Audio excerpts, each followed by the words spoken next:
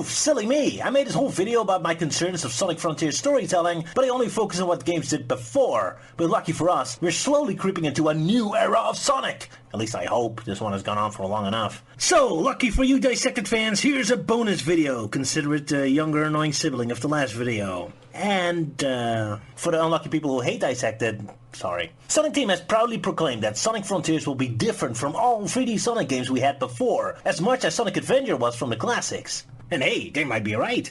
Well, at least for half the game, I suppose. And even on a storytelling perspective, things seem to be changing a bit. The last video I completely forgot to mention a couple of things, a couple of those changes, such as the Tales channel starting to do a little world building and recent interviews with Takashi Iizuka reconfirming that from this point on, Sonic media are going to be way more intertwined and connected. Well, ignoring the Sonic movie universe, that is. Paramount isn't playing along. And good thing, too, they seem to understand the appeal of Sonic way better than Sonic Team, but whatever. So here's 3 different topics I wanted to discuss, all connected to being about the backbone of future Sonic storytelling, so huzzah! So, first of all, let's talk about the increased effort to a coherent world for the cast. After Legacy's era, distinctive, nostalgia-shaped and limbo sense of world building, I was ready for something new, something a little more solid and defined again.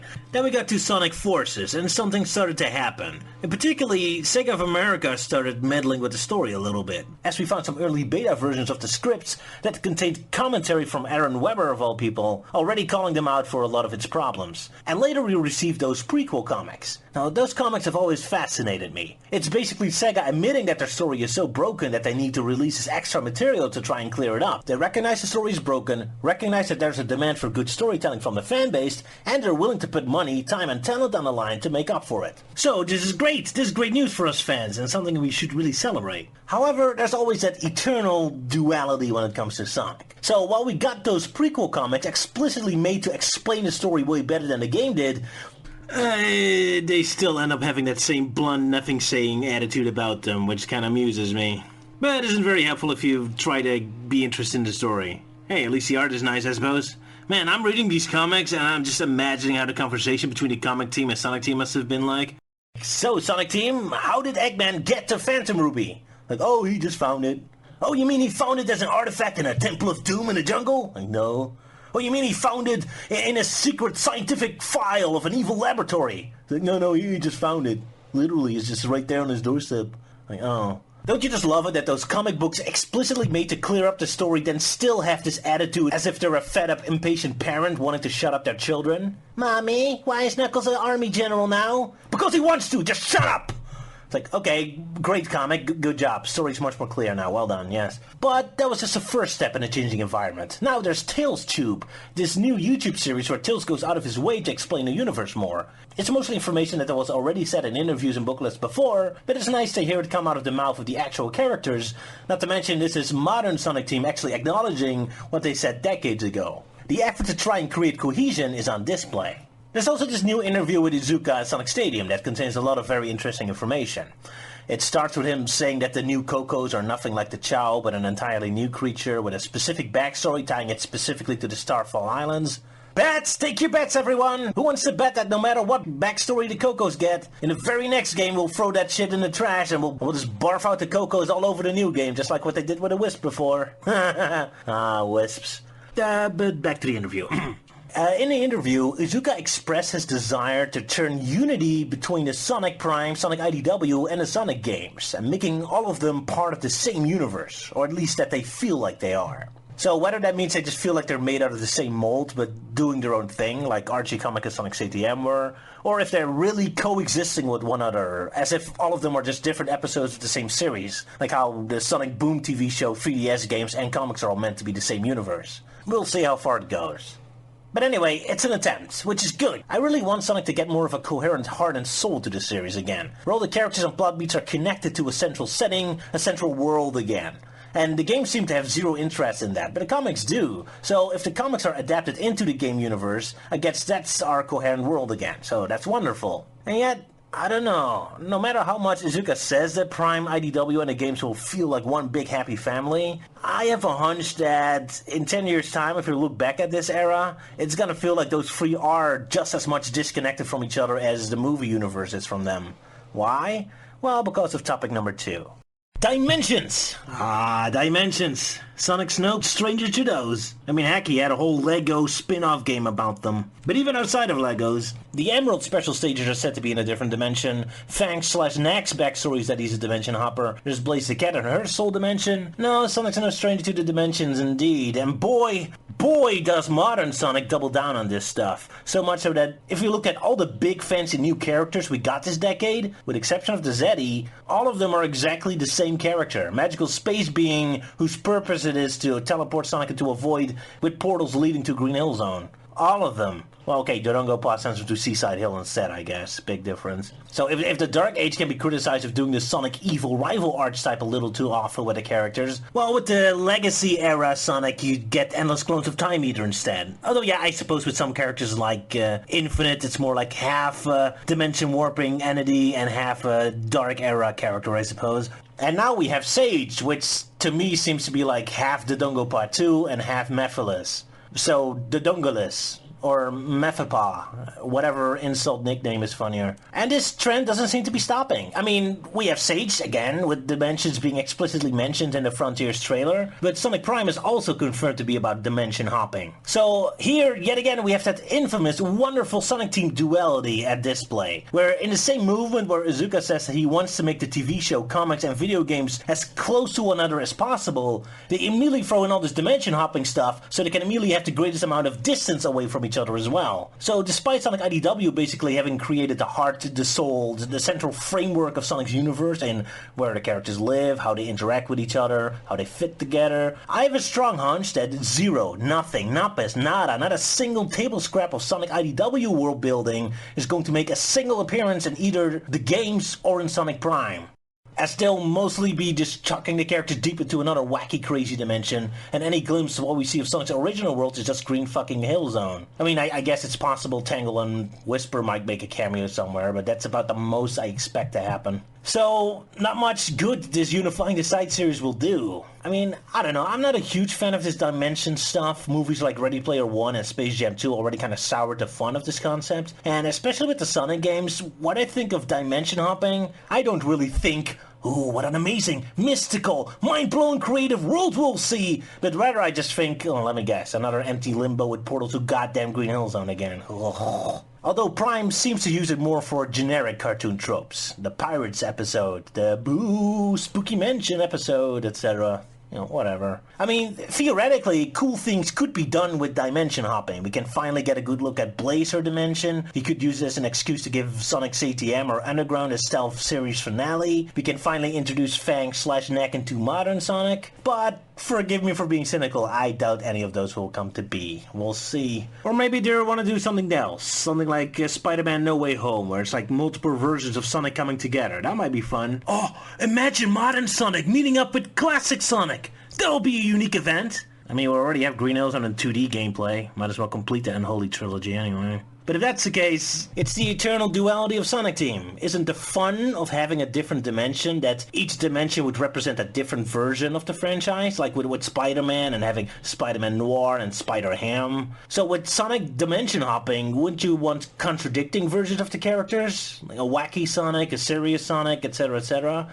Like you go out of your way to unify all Sonic characters, all Sonic versions together in one whole, so then the dimension hopping kind of misses the point. But maybe I'm wrong. Maybe something else is going on with Sonic Team. I mean, they want to leave the stifling restrictions of having a cohesive world building because they want freedom. Like, Sonic Team is just so filled with brilliant new ideas, so much creativity, so many wild and amazing ideas. Being stuck to this singular universe is just way too restricting. Like, they need freedom, they need a different dimension so they can go completely nuts with their amazing ideas. But so far, I only get the impression that they use the dimension as an excuse to be as lazy as possible instead, so I don't know. Roger, you bastard, why do you think Frontiers is lazy, you ask? Well, ignoring the obvious, let's move to the third and final topic of today's video. Staging! Now, I admit, this is very much a personal thing for me, so maybe some of you might not really care about this thing. Try to keep it short, as far as I'm able to. But when we finally got the first footage of the new game, I was really explicitly looking for this, staging. What is staging, you ask? Well, let me give you an example. When Sonic 06, for example, starts, we get this shot. The town of Soliana. Atmospheric, fireworks, Princess Elise on the high section of the boat, there's dancers, palace staff doing chores, people on the shores cheering her on. Staging, it's setting a mood, putting characters in context. It isn't necessarily doing big, important story things yet, but it's creating a foundation, a footing for all future events. So when later in the game, whenever Elise is referred to as a princess, we remember, oh yes, she's a princess because we saw all this stuff. She isn't just a random girl we just see standing around in an alleyway. Now compare that with Sonic Forces. Eggman is ruler of the entire world! Imagine he got a scene like this. Eggman standing on a parade float. Would he gracefully wave to the audience? Or would he make faces and be goofy? Or would he be tense and paranoid? Would Eggman have dancers, like enslaved anthro dancers or goofy-looking robot dancers? How does his city look like? How would his citizens react? A scene like this would anchor Eggman, ruler of the world, to a visual, but instead we never really get anything like this, and instead Eggman just shows up in a random field in broad daylight to get beaten up by Baby Sonic right in his dramatic introduction. Why? Because that's where the previous level took place in. Later in the story, modern Sonic storms Eggman City to confront Eggman personally. So where do we find him? In his office where he's planning his evil plans? In his epic throne room where he's ruling with an iron fist? No, he's just standing on a random fucking rooftop in the middle of the city. Why? Well, because the previous level was a city, so there you go. There's no staging. Remember those old Nintendo DS cutscenes where you just get a static background with character portraits moving around while they barf out their exposition? So despite these cutscenes being fully animated, it seems like they're still staged like that. I mean, granted, Princess Elise intro was a pre-rendered cutscene. The in-game cutscenes are much more basic. And yet, the older Sonic games still manage to do way more with their in-game cutscenes than what modern Sonic games seem to be able to do. Sonic Adventure 2, Sonic escapes the military by jumping out of a helicopter, or he interferes with Eggman's talk with the president by jumping into his limousine. There's staging going on. There's an interesting visual way to get story across. If Sonic Adventure 2 was made in the 2010s, those scenes would just take place in the middle of the street. The president would just be talking with Eggman in the previous level, so right in the middle of a highway. Jail cells. You know what I like about jails? They're usually inside of a building. You know, so they're more easily to guard and to prevent people from outside to help the prisoners out. That sort of thing. Amy's jail was inside in Sonic Adventure. It led to this nice symbolic shot of E102 seeing the bird behind bars reminding him of the bird trapped inside of his own body. Or Sonic trapped in Sonic Adventure 2. The staging of that gave Amy an opportunity to tease Sonic, and it gave us a little foreshadowing of later plot points. Even in Sonic Unleashed, one of the more modern games, Sonic Team was still capable of building an entire room to put Professor Pickle's jail cell in, suspend it into the air to make it look a little more smarter, as if Pickle could escape he would still break his legs trying to jump down.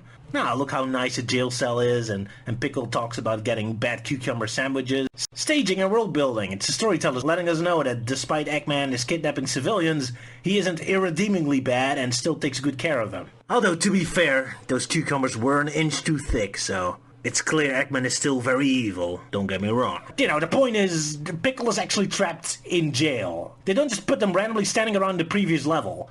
You don't find Professor Pickle just randomly standing right next to the roads, right next to the city. That would be kinda silly, wouldn't it? Cut to modern Sonic. Sonic Boom Shattered Crystal, and Amy's trapped in prison, and she's left outside on a balcony, like she's a plotted flower. Okay, so is Lyric constantly hanging around doing his evil plans while standing on that ledge? Or is he just leaving his hostage lounging outside, where Sonic can easily save her while he's inside of his palace? And then, of course, we get to Sonic Frontiers, where Amy's kidnapped again, and yet again, she's just hanging around outside. What is a nice dramatic place to put Amy's jail cell in? Well, just put him right in the fucking middle of a field, why not? This could have been an opportunity for the game to tell us something about this mysterious civilization that used to live on this island, what kind of prison buildings they would have, how diabolical Sage is by putting Amy's jail cell inside of a cliff face or on top of a volcano or some dangerous place or something, some kind of dramatic staging, but no, Amy's just chilling around the grass, okay. I've seen some other cutscenes. There's one where Eggman is in the cyberspace world. He just stands there like a sack of potatoes and then randomly declares cyberspace is to be super cool. End cutscene. Wow. Hey, you know what would be interesting if we watched Eggman actually test how powerful this cyberspace is? Imagine Eggman goes all Truman Show here and he starts entering buildings he wasn't supposed to, behaving out of character towards civilians he sees. He stops those cars we see driving in the background and starts to inspect those cars up close. If he's like actually investigating this cyberspace and its limitations before declaring how super awesome it is, the statement would feel more legit and more memorable. Although, yeah, I know that Robotnik acting like Jim Carrey is a bit of a stretch, but still. When Sonic Frontiers got its first trailer, I was specifically looking for this. This would be the #1 evidence I needed to see that Sonic Team would actually give a shit about the story this time. Staging! Is it sad that Sonic Lost World is the only time they got prison cells right in modern Sonic? As much as we mock the stupid black light bulb base of Eggman, at least they actually trapped Tails inside instead of on top of a random rooftop in the middle of nowhere. But anyway, yeah, I know, it's too early to judge Sonic Frontiers. Maybe they have hours of cutscenes and they're just so economic just because they have so much stuff to get through. It's just that the game already gives me a bad feeling about it because it has this very unearned, somber, and alleged mysterious tone, which I can't take seriously after Sonic Forces completely and utterly failed to have even a single interesting scene staged properly. And the original reveal trailer that's just Sonic running through a forest and then be amazed by generic rocky landscape already has my eyebrow raised considerably. Every cutscene I've seen so far seems staged in a purely economic, functional manner, like those old DS or racing spin-off cutscenes, just character models barfing out exposition and a static background. It has me bored.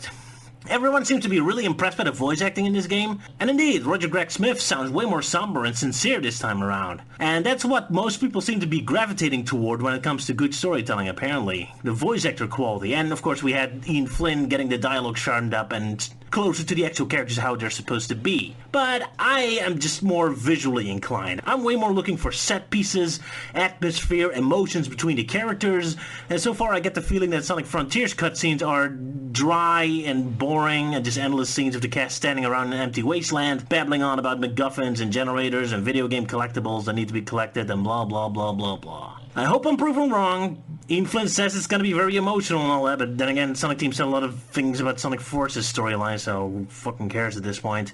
I ain't feeling it at the moment.